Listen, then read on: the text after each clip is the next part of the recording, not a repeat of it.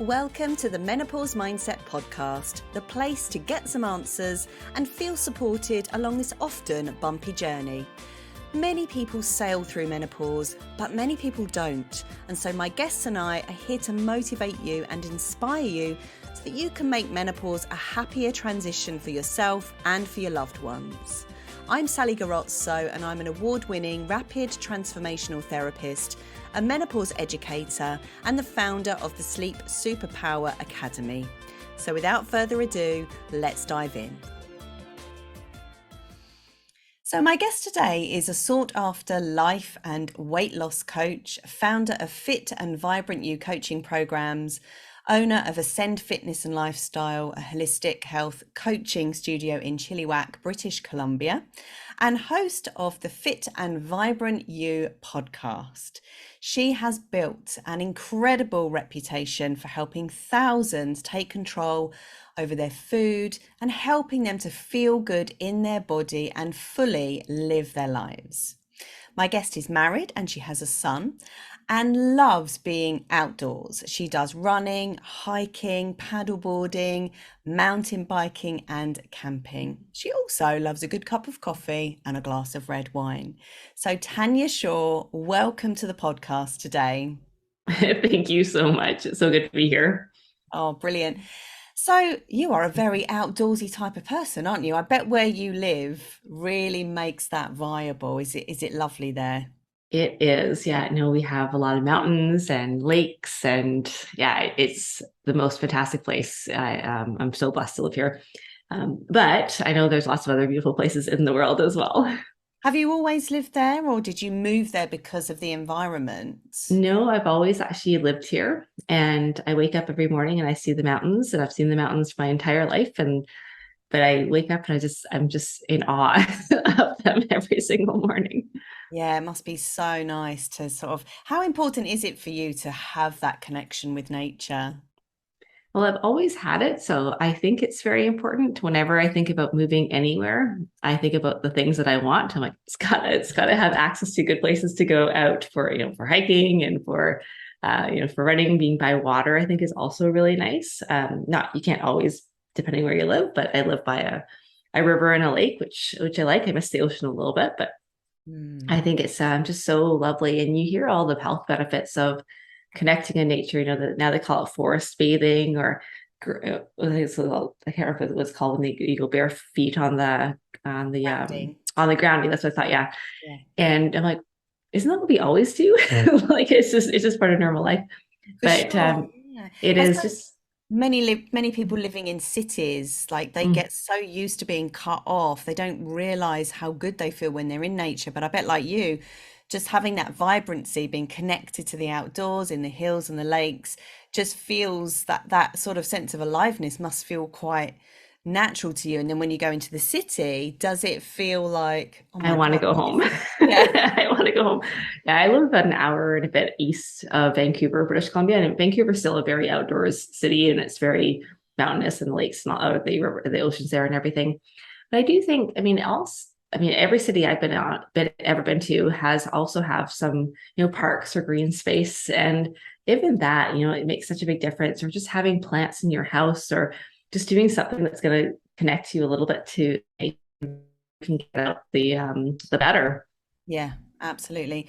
So we've gone off on a tangent even before we've sort of started at the very beginning. So I am really excited to talk to you today because I know you're not just about what you eat and diet. You're very much a mindset coach too. So we're going to have a lot in common where that's concerned.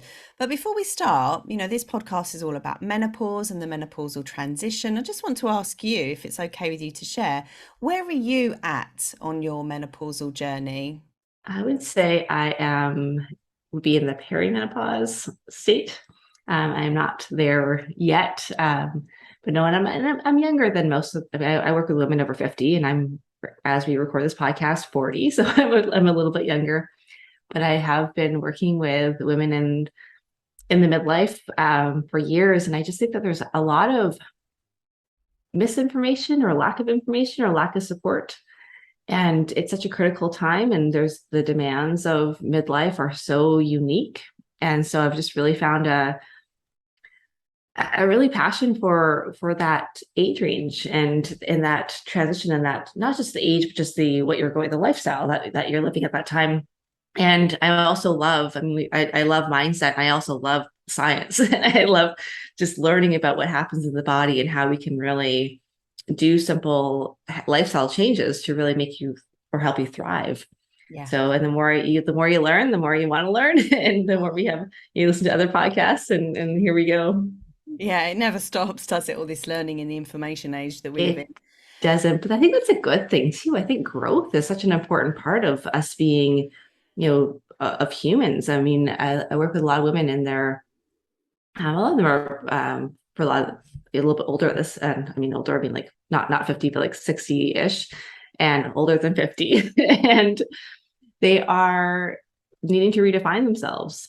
And because now their kids have left the house and they're maybe thinking about retiring. And a big part of that, I think, is growth. It's pursuing new things and to not stop learning and growing. And I think that's a really beautiful thing that we had the opportunity to do that. Yeah, couldn't agree more. I do think that the menopause transition is all about redefining who we are, finding a new identity, letting go of the old self. So, how did you come to be a life and weight loss coach, Tanya?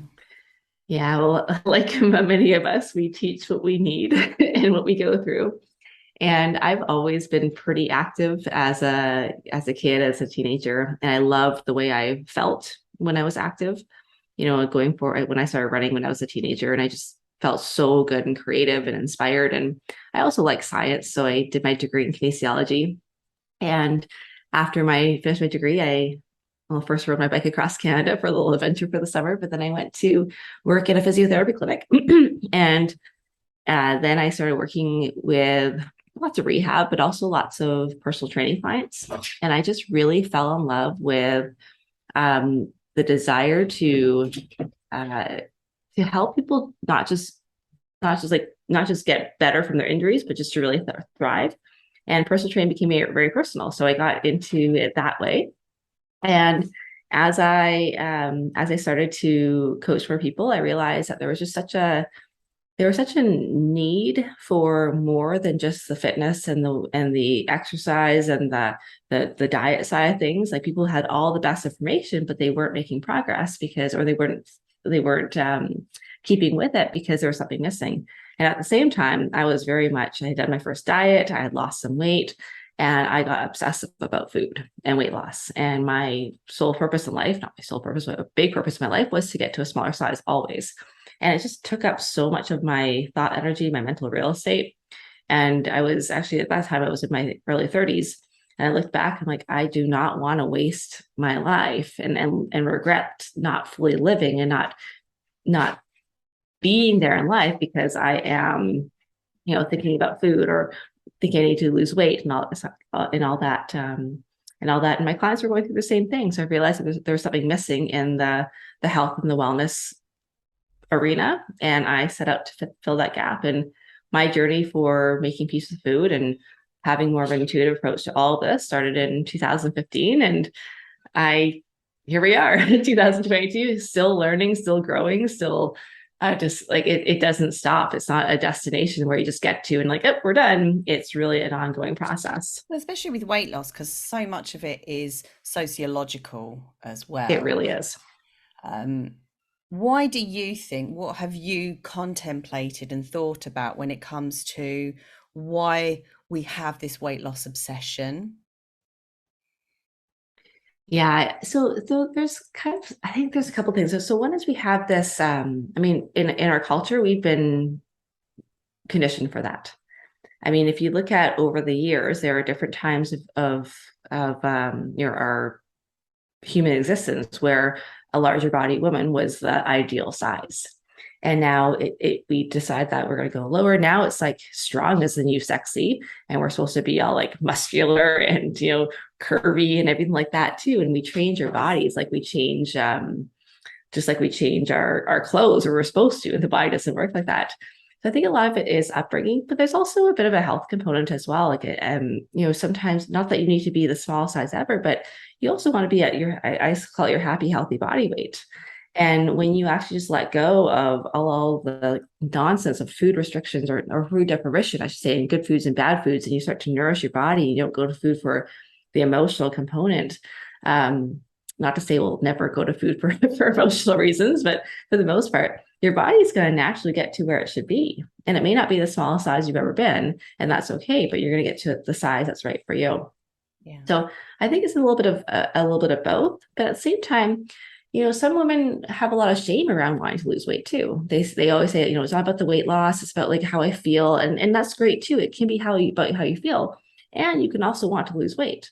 Like we have so much shame and weight gain, and then we have shame when we are wanting to lose weight. We try. I mean, if you want to lose weight, if you want to get, even if you want to just look like how you want to look in a bikini and your upcoming trip, like give yourself permission to want that.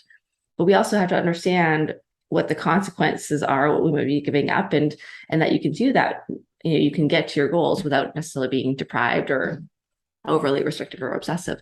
So I think it's that full permission and to be okay and to own that, because like I said, we are so clouded with this, like we shouldn't want that, or our desires, and it's like go for it if you want that, and doesn't matter why. It's your life, it's your body, it's you get to live that. I think as long as you're informed about knowing why you want what you want, if you have a broad view, because I Yes. think before, I used to think, oh, I've got to lose weight because I need to lose weight. I need to fit into this mold. But now I've stepped back and I have a wider view of diet culture and where it's come from. Now, if I feel that sort of bubbling desire in me to lose weight, I can do it with a greater awareness. I could do it more mindfully and know that I'm not doing it to fit into a societal expectation. I'm doing it so that actually I've just recently come back from Fuerteventura and it was quite warm there and you're wearing shorts and t-shirt and whatever. And I noticed that there were parts of my body that were like rubbing against each other. Mm-hmm. And I thought to myself, that's interesting. In my 20s, my arms weren't rubbing against the side of my body. I didn't have that sort of, I call it chub rub. But my inner thighs have always rubbed, and in the summer, Mm-hmm. even in my early teens when I definitely wasn't overweight, they would still rub and that would still be uncomfortable. So now I'm thinking, I'd quite like to either reframe that feeling using hypnotherapy, or maybe I will consider what losing weight might look like, or how I can do that a little bit more kindly to myself, because I work out a lot, and very much into building muscle. So for me, I mean, maybe that is why my arms have got bigger and my body just feels different. Mm-hmm. So, but I love what you've said there about giving yourself permission to lose weight if that's what you want to do, because it has become a bit of a dirty word, especially among body Mm-hmm. positivity community and things like that. But if you're mindful about those reasons, then I think that's okay. Um, so you're a big believer in diets don't work. Why do you believe that? And what do you believe that we should do instead? Like, how should we approach weight loss according to your worldview? Mm-hmm. So I mean, the word diet could simply be in the food that you eat. And so if we're all eating food, we're all on a diet. Like I eat food, you eat food, we're on a human diet. So you could say, like, depending on how you actually define the word, and diets, they do work, in terms of weight loss if you follow them. Like if for a lot of them, and there are like that, there's lots of healthy diets out there. There's some terribly unhealthy ones as well. There's the crash diets that are gonna, tank your metabolism or feel like not give your body what it needs. But there's lots of eating styles that actually can help you lose weight and get to your healthy body weight, and that's great. But what we miss, there's a missing piece in that though, because diets alone, though, most people just focus on the habits. They focus on what they're actually doing. They focus on, okay, I need to meal plan, I need to, eat a certain way, but they never focus on the mindset or their identity or who they think they are. And so they still carry this identity piece that I struggle with my weight. I'm an emotional eater. I do really well on the weekends. They've never worked in the ears, and that's what drives their choices.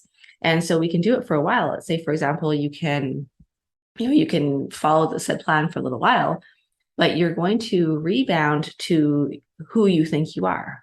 And that's like if you're that person who's like just can't get herself together, that's who you're going to be. So that's a big piece there. I think a big part, I mean, like we talk about the diet cycle too, but like this over restriction or the feeling deprived and then wanting to go back and eat all the foods afterwards, like labeling foods as good or bad. Or it's also sometimes like an actual physical response because your body is hardwired for survival and you can only willpower yourself for so long before your body's like, no, I need nourishment and I'm going to eat all the things. And sometimes we're just not eating enough. We actually do like a 1,200 calorie diet is not enough for most people over the age of 10 to thrive and survive. So that's a big part about that too. But the biggest part is that like the knowledge, like most people, some do, but the women I work with, they know a couple things about diet, nutrition, and maybe they're a bit overwhelmed because they've done so many different things. But their problems is their relationship with food. Is they go to food when they're sad, when they're lonely, when they are to numb emotions. They see foods as good or bad, so they're off or on. They have this all or nothing, black or white thinking.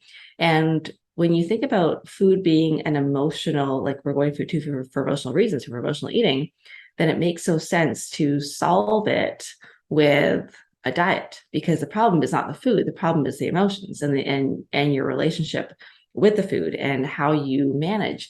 And so, and not to say I never want to put out there that there's going to be like this place where you'll never ever emotionally eat again. That's a very black or white way of thinking of it. It's like, and then you think that you do, and you feel like you failed. It's just about expanding how you manage emotions. And so that's a really big part. You said a couple of things here about weight loss and doing it more with kindness to yourself too. Like that's a big part too, because a lot of women when they go to lose weight on diets, and like I said, you can still do a diet, like call it the food that you're eating. If you're going to lose weight, you're going to probably change something what you're doing. But it's like it's coming from a place of like desire to feel better, to take care of yourself. And sometimes the actions are even the same. You might still be planning your food. You might be not having as much wine or sugar, but the intention is different. It's because you want to feel good. It's because you want to take care of yourself, not because you want to like beat yourself up into a better body, because that rarely works. I think that's a really big part. It's the intention behind it. So the actual logistics of what you're doing might be the same. It's not that diets don't work. Diets don't work because on their own. We need to do the other part as well.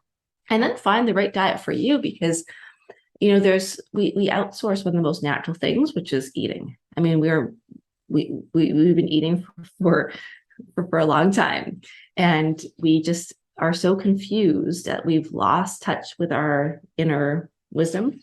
We don't even know what feels good in our bodies anymore. We hear like the latest, greatest fad or trends, and it's great to learn some science and to find out what's happening as well. But we never actually stop to ask ourselves, does this work for me? Is this something I actually like doing? Do I like these foods? Can I get these foods?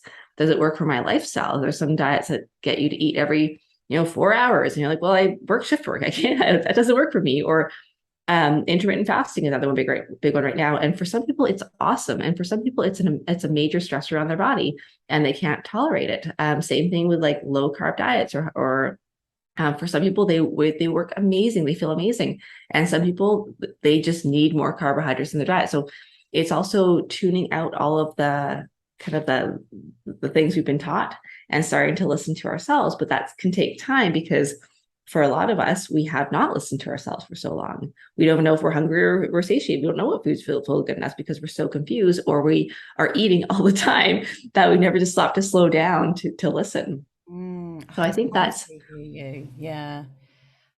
Yeah, absolutely everything that you've said. I always really believed in sort of vegetarian, vegan diets for quite some time, and recently I've started eating a lot more meat. Steak, I like a fillet steak.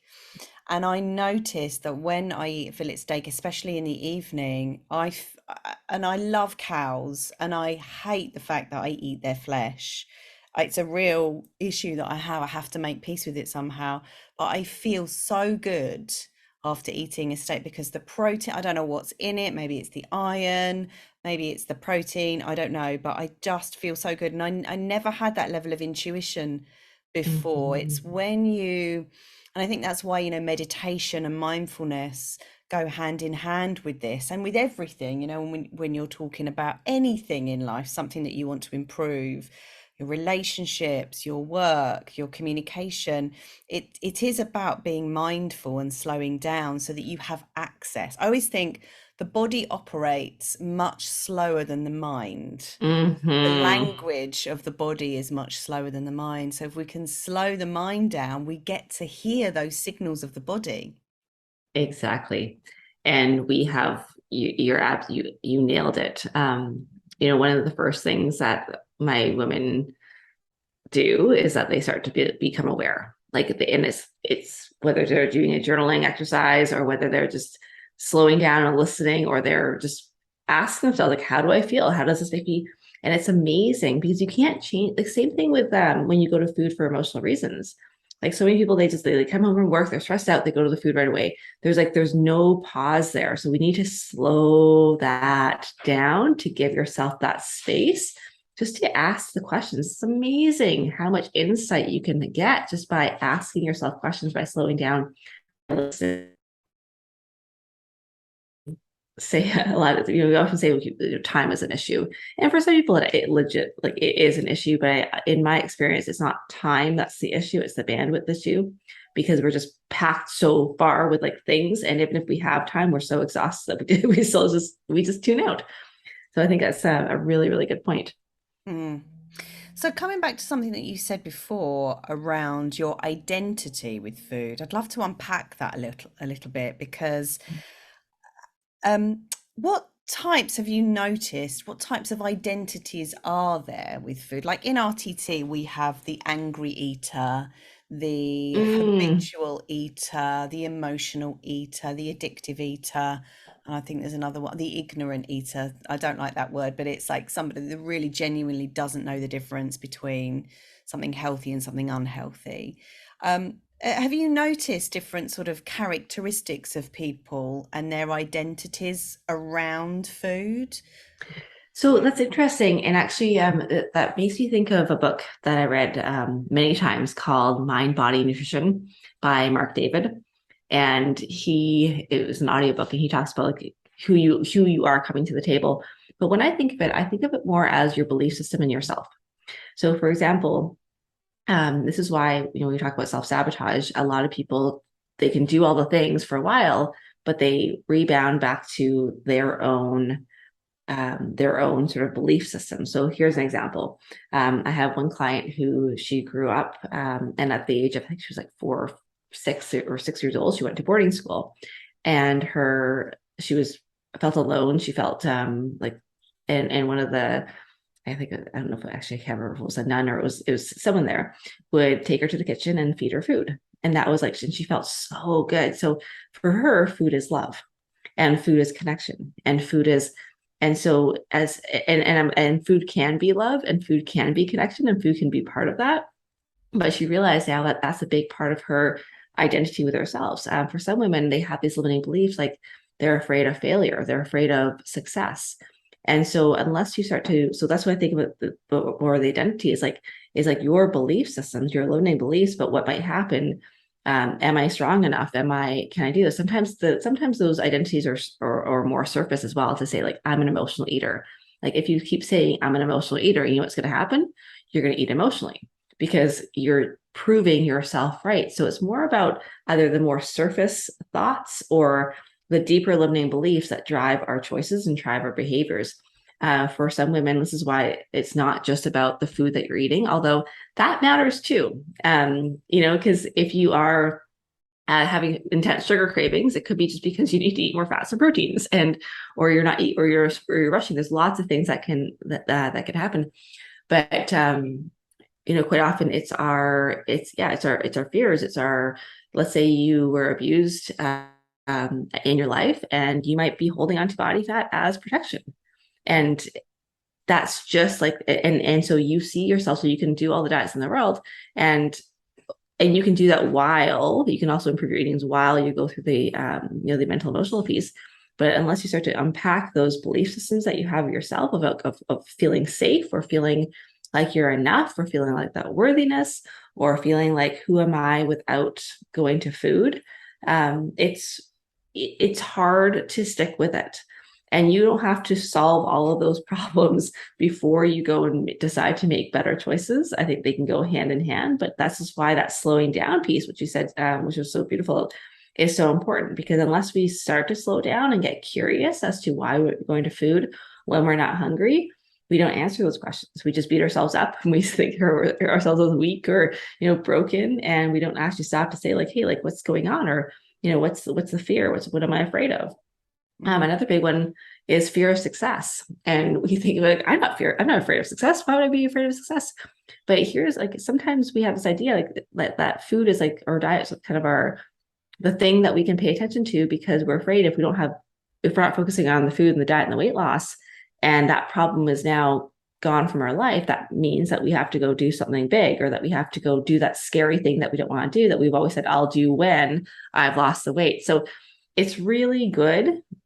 This comes down to that slowing down piece to unpack some of these things for yourself, because they're there, and we all have limiting beliefs. We didn't get, like, none of us got through childhood without some. Like, I have a 13-year-old son, and I wish I knew what I was doing to him now so I could not do it, but I know he's going to have it.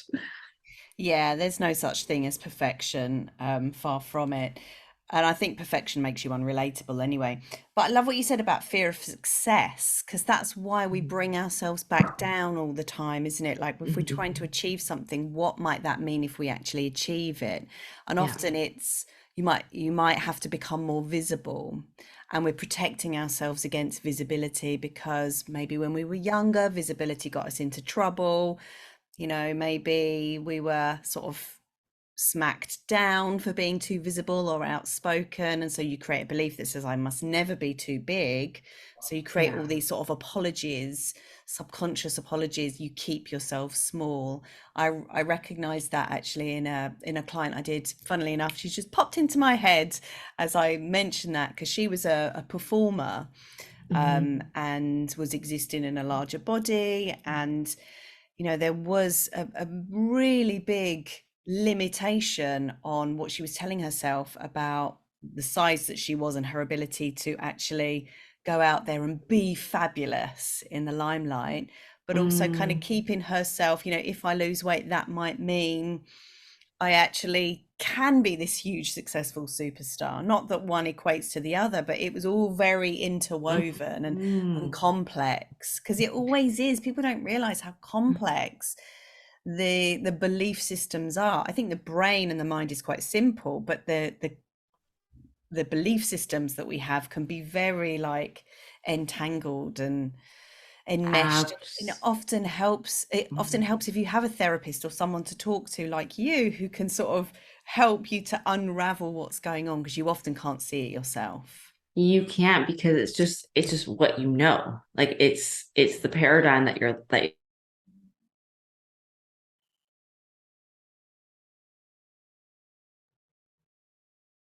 this is actually one of the great things too about when I work with my women, we have one-on-one and also group coaching calls. And on the group coaching calls, often someone else will say something, and that would be like, oh, like it'll just make you realize it's you.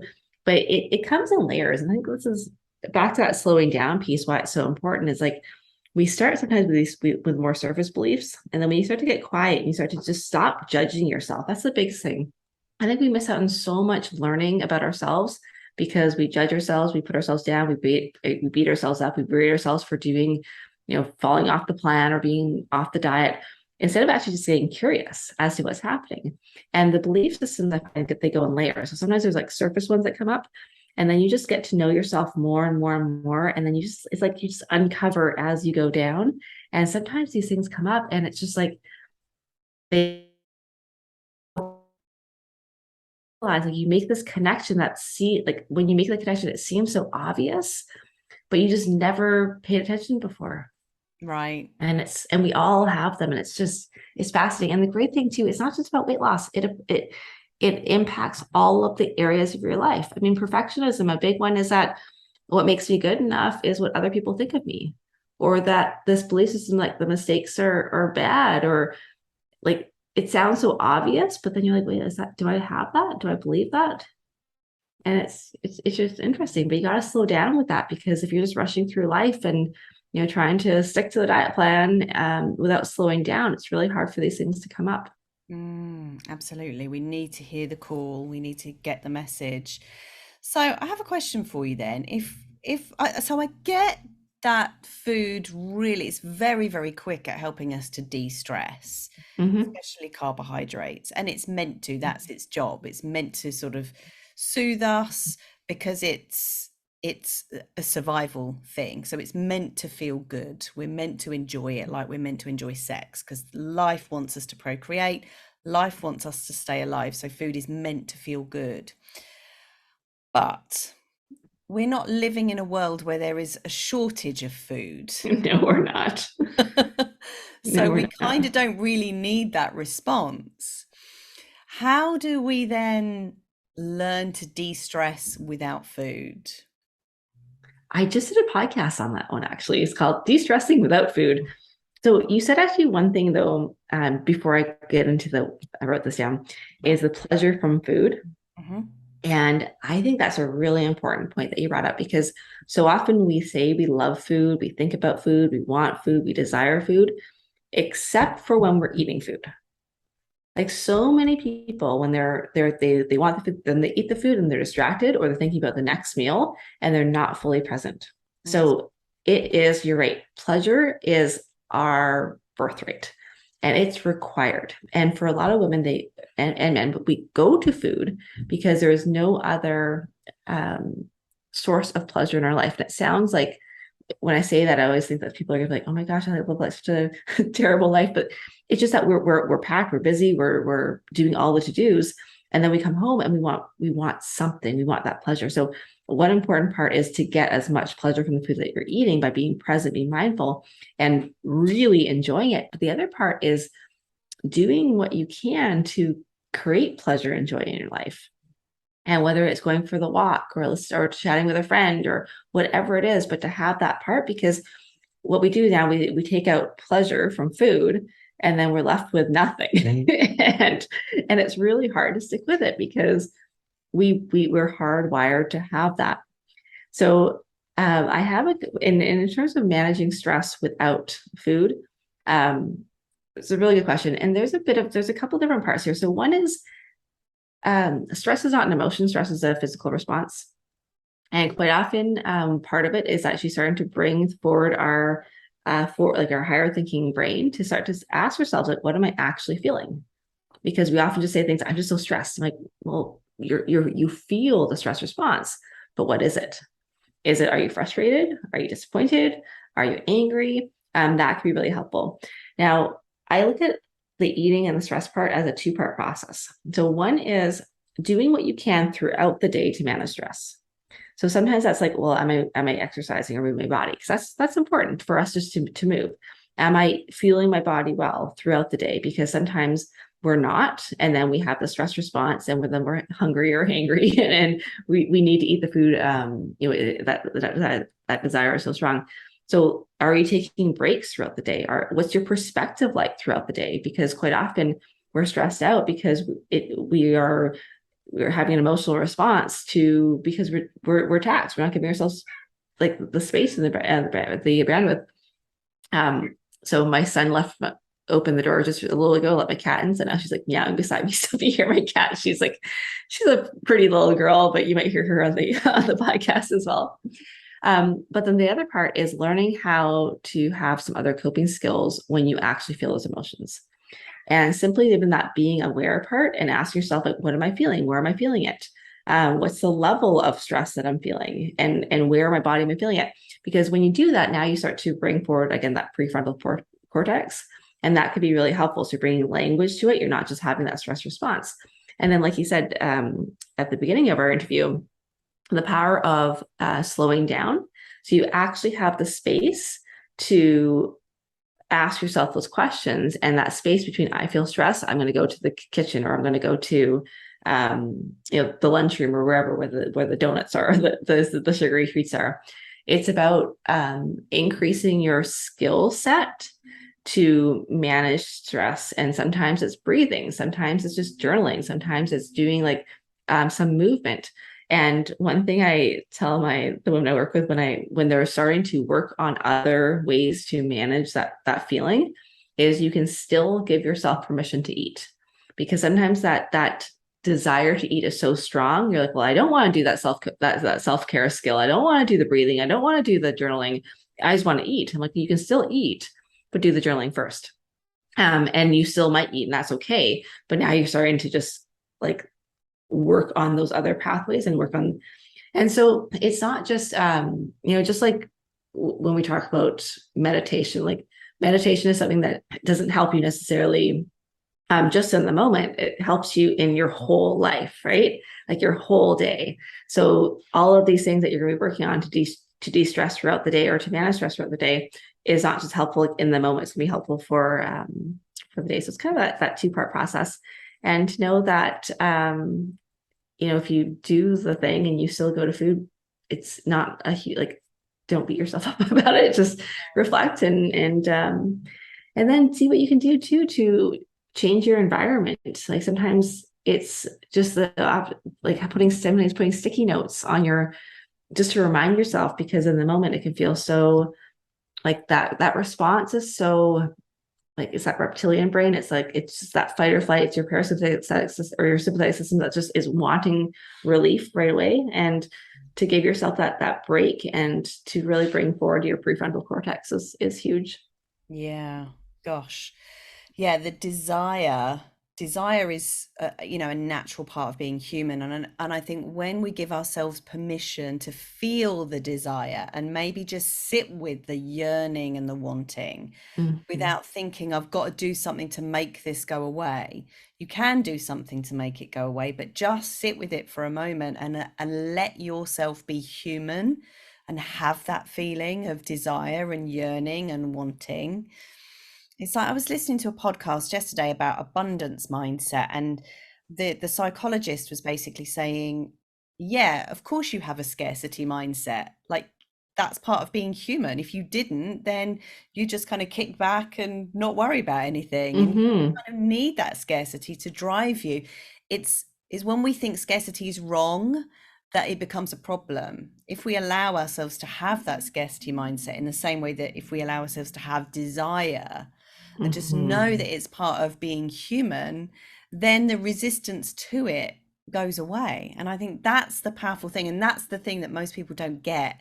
They think they need to overcome, overcome scarcity or overcome desire.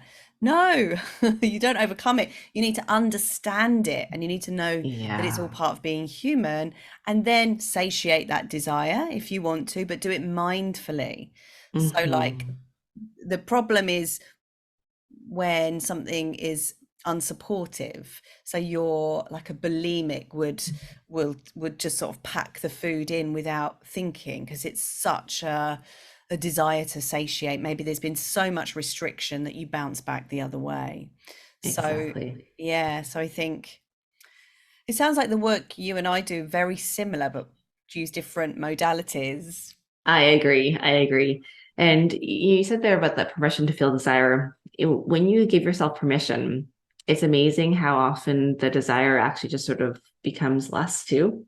Like it's just not, and just because it's like, in the beginning of 2020 when COVID hit and toilet paper went, like you can buy toilet paper and everyone wanted toilet paper because there was a toilet paper shortage. So when you try to eliminate things, same thing with, I mean, if you're wanting to lose weight, like you're going to be restricting food in some way, shape, or form. Like that's just natural. But restriction doesn't mean deprivation.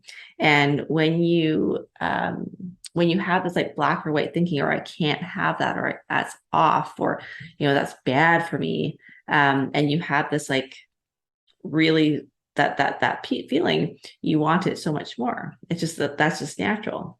I Yeah. mean, when you were plant-based or vegan, you probably like you did not eat meat, but you probably, my guess is you probably didn't feel deprived because you just chose not to to eat it. It wasn't like, oh, I really want it just is.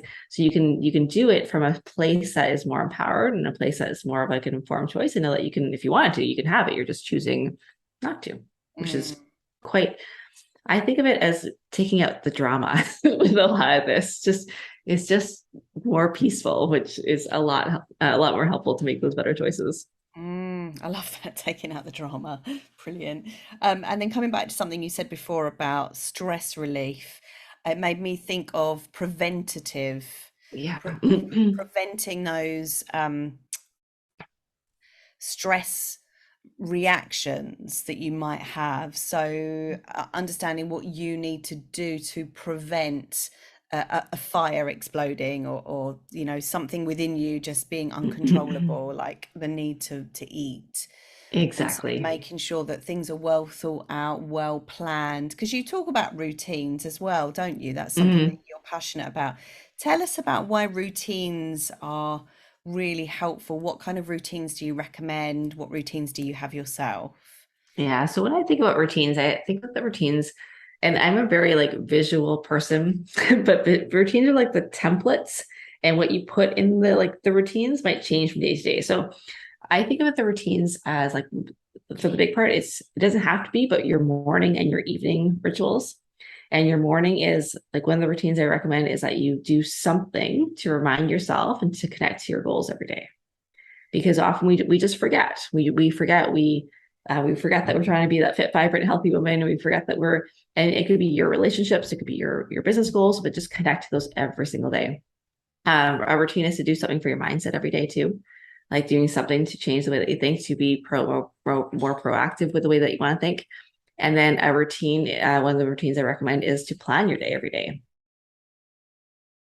My goals are to build my business. My goals are to have a healthy relationship. My goals are to be a fit, vibrant, healthy woman, which happens to be my three goals right now that I'm focusing on. What am I doing each day to create the life that I want to live?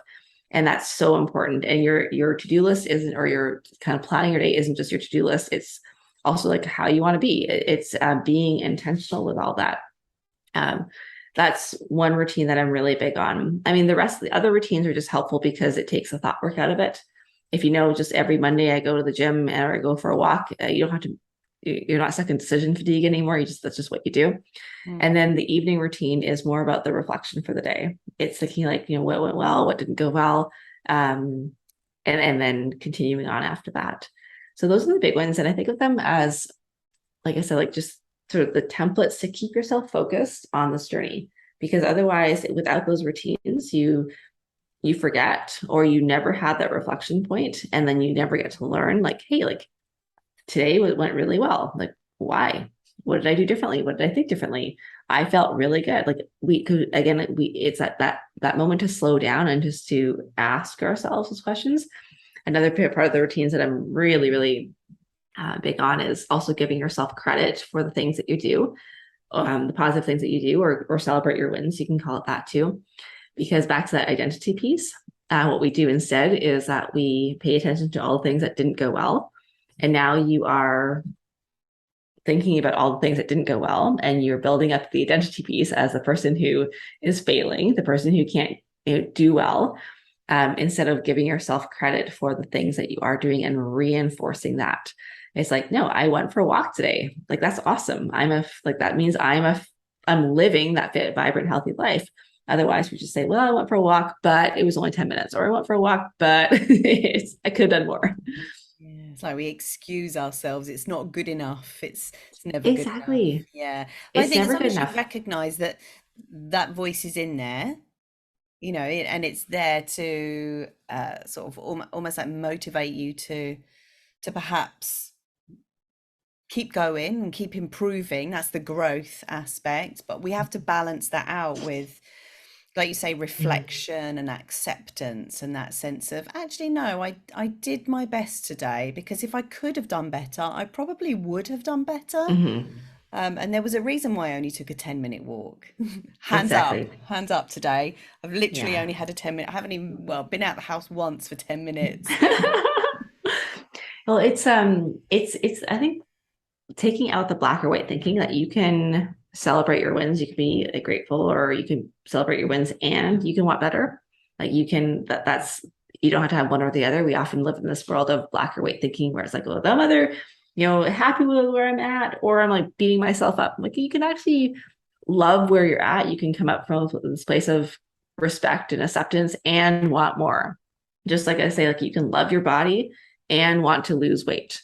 Yeah. You can go to your naturopath and you can go to your general practitioner and get meds. Like you can do it all, like Yeah. live life on the full spectrum. I love it. And I think that's the way that a lot of us in the wellness industry and the coaching industry are going. We're moving out of this binary thinking. If Mm-hmm. you look at even gender is becoming so much more non-binary, especially when you look at the younger kids as well. There's a lot more gender fluidity. And I think eventually we are all going to become less black and white in our thinking as time goes on, because I think that is the result of living in the information age.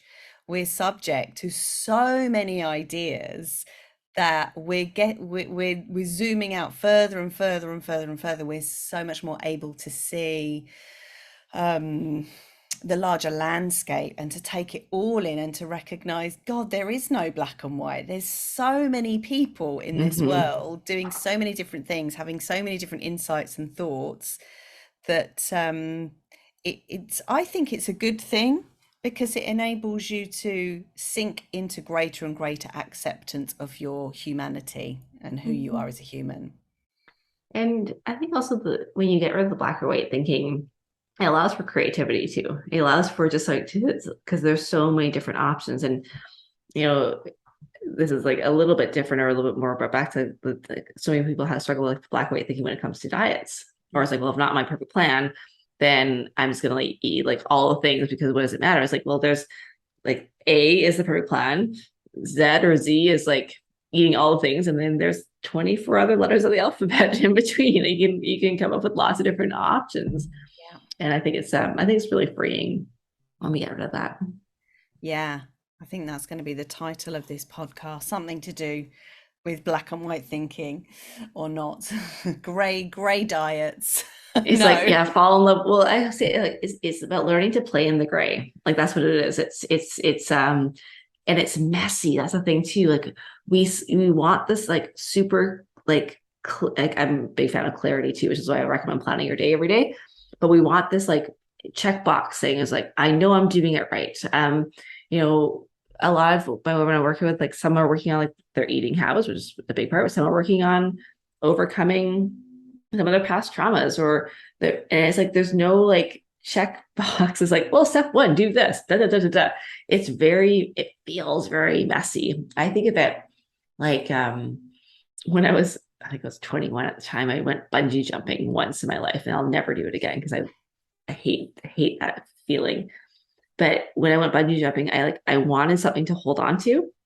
It's like you just want that, like that big thing, like this is a 3-step process to like change your life. And I wanted that. And there's nothing there. And I feel like sometimes when you get off the diet, when you get off black or white thinking and you just play in the gray, it feels like you're jumping off a bridge and you just want something to hold on to. And there's nothing. But it takes some bravery and some courage to do that. But it feels like when you get into that groove, and it is ever changing too, right? Like that's I think the beauty about the slowing down and just asking yourself questions, like because what you do right now might be different in next month, who knows? But it's yes, it's a neat Yeah, process.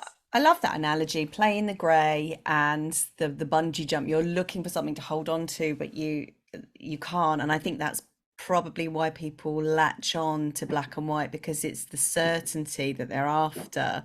I know Exactly. I've worked with people who have been like, no, I want to do intermittent fasting. Hypnotize me so that I do my intermittent fasting, or hypnotize me so that I never eat chocolate again. And in my sort of naive days, I would try to make that happen for people. And now I have learned so much that it's not like that. It's we have to first we have to start with the self-acceptance piece and recognize we have to love ourselves for who we are. And that was, one issue I had with someone was like, how can you possibly tell me how can you possibly hypnotize me to like myself? This is why I'm coming to you, because I hate the way my body looks and I want you to make me change so that my body can change. And it's like, well, it kind of doesn't work like that. And we had this long Mm-hmm. discussion around it, and yeah, and without going into too much detail, but it wasn't, she didn't get what she wanted out of it, but I learned a huge amount, and I'm sure she did too. But talking about that subject of self-acceptance, we know and we understand that's a big part of it.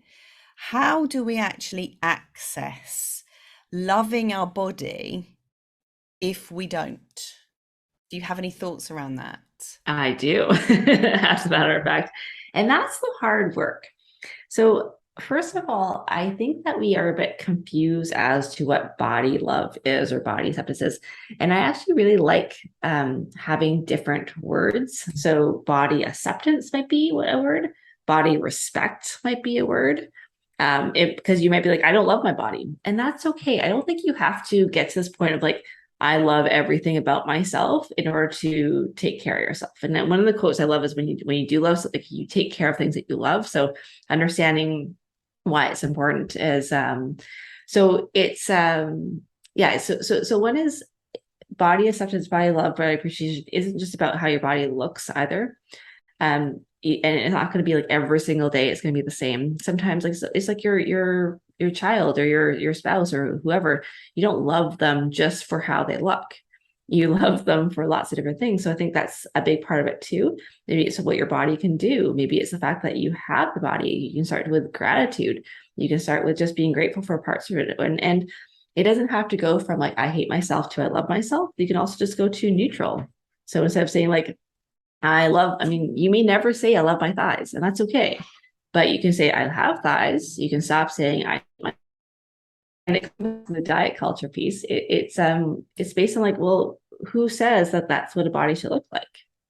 Mm. Like it's really just sometimes just challenging that. And like, what if you went to like came from to planet Earth for the first time ever, and everybody was your size plus 10 pounds, and you were told that that's like the most desired body? Like, would that change things? It's just kind of curious to kind of think about these things, why we think our body should look a certain way.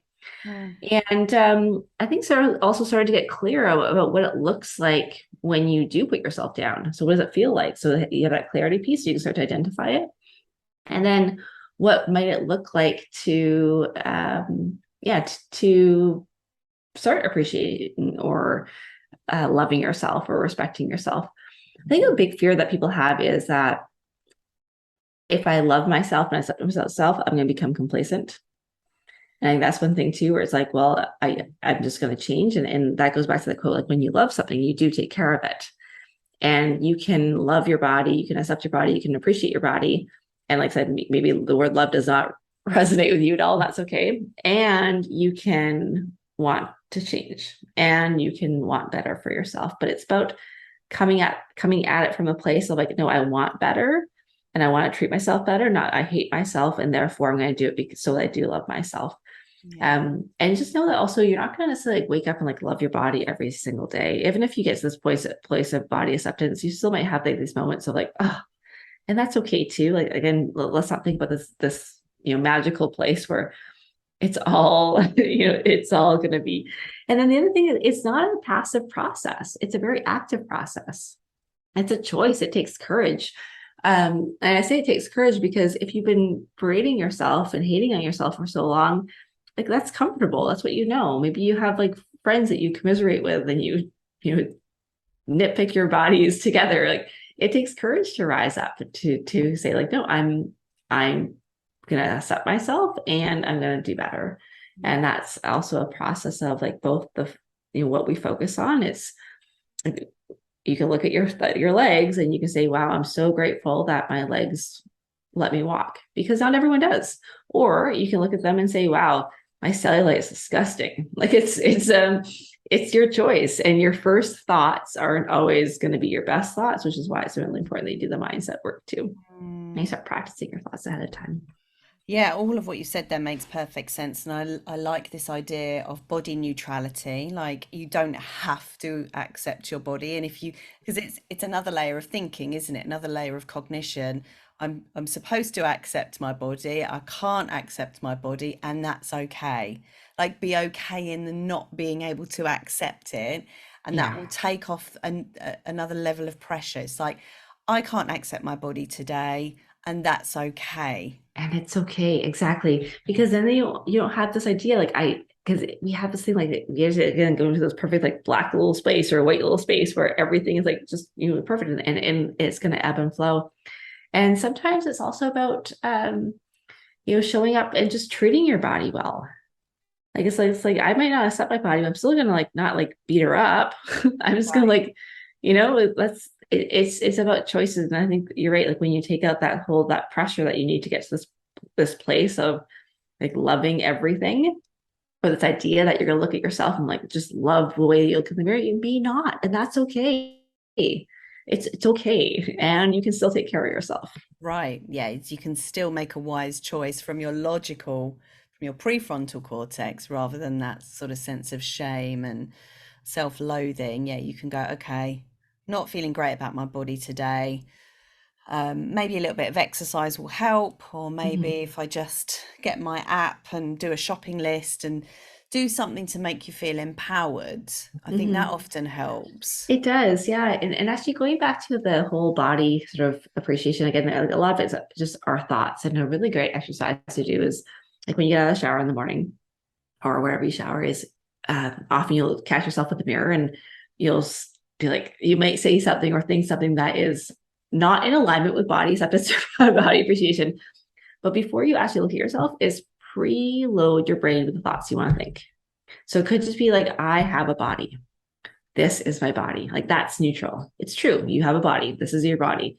There's nothing negative about that, nothing positive about it. It's just true.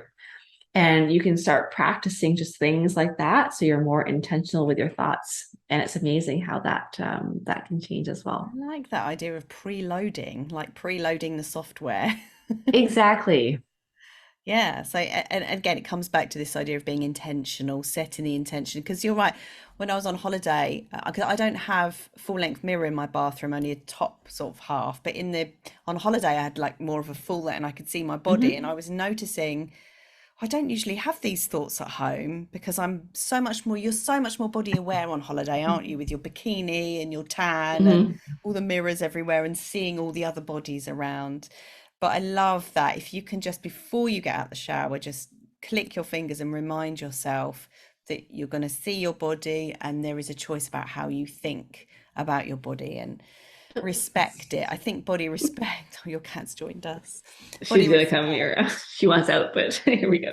Oh, well, I am going to let you go now because we are coming to the end of our chat. And I think it's been wonderful talking to you. I've really enjoyed this conversation. We've gone to some lovely places. I feel really inspired, and I hope our listeners feel really inspired as well to yeah, just to implement some of your suggestions, or maybe even reach out to you, follow you on social media. And on your website as well, you've got a free guide. Do you want to tell us a little bit about that? Yeah, I have. It's called it's about the three critical mistakes that we make when trying to lose weight and what to do about it. And I'm actually just in the process of making a new thing, which I'm excited. You might hear Red. She's so loud. My cat purrs a lot, so you might hear her purring in the background. But some people love that sound. I do. I'm also actually working on a quiz right now too, which is kind of fun on uncovering and breaking through your biggest weight loss roadblocks. So that might be on the website at some point too. But yeah, and then either one we take, I'll get you on to connect with me as well. Definitely respond if you get on my email list, respond to the emails. I do respond to every email that I'm sent. And then the podcast is a great place to obviously, if you are listening here, you listen to podcasts, and that's a great way to connect and to, I think we need more of like just talk about like being more intentional with our mindset, just being more intentional with what we listen to. And that's why like your podcast and my podcast is so helpful because you just get that reminder because the other messages are still out there or our brain is still still creating those other messages for us. So I think it's really good to be more intentional that way. Definitely. And these days I'm so shocked. Like if ever I see a magazine or come across something on the telly, because I don't buy magazines and I don't really indulge in media that is not going to feed me the way I want to be fed. But if I do catch a glimpse of it, like it rattles my nervous system so much. I just think, God, thank God I'm so out of that world now. But if you're not out of that world, can you imagine how much harm that's potentially doing to you? So getting yourself listening to nourishing podcasts or YouTube videos that Mm-hmm. make you feel good, that validate who you are, validate your humanity is so important. I wanted to ask you, how do you actually work with people? Mm-hmm. So that's actually going to be changing a little bit too in the next probably few months. I'm taking a course right now. I have two outside of Ascend. So I have my personal training studio here in Chilliwack, but in the online space, I have a 6 week program that I run from time to time called Empower Weight Loss. I'm not going to be running it for a little while now, but it's happening right now. And then I have my signature program is called Fit and Vibrant Live It. It's a 6 month program where we go through 3 phases, which is called See It, Do It, Live It. And See It is really all about like preparing, getting clear on our goals, setting those routines. The Do It phase is about like what you actually do, because that matters too. If you're having wanting the sugar cravings and the stress eating, it's sometimes like, well, I actually just need to balance my blood sugar levels or support my adrenals. And then the Live It phase is really all about most of what we've been talking today. It was like the mindset piece and the body acceptance and body appreciation and changing your identity, or not redefining your identity. Yeah. Yeah, that makes sense. That's great. Okay, so well, thank you so much, Tanya, for spending this time with us. And I highly recommend you go and check out Tanya's podcast, her website, her Instagram, and her freebie. Go grab it all because she's so inspirational and there's so much more to it than just this episode. So go and check her out.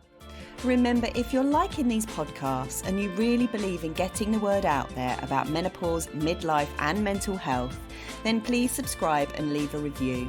It just means that we get to reach out to more people who need to hear this message. And happy people means a happy world. Your interaction might very well help to save another person's sanity. Please share this, and I'll see you next week. Bye for now.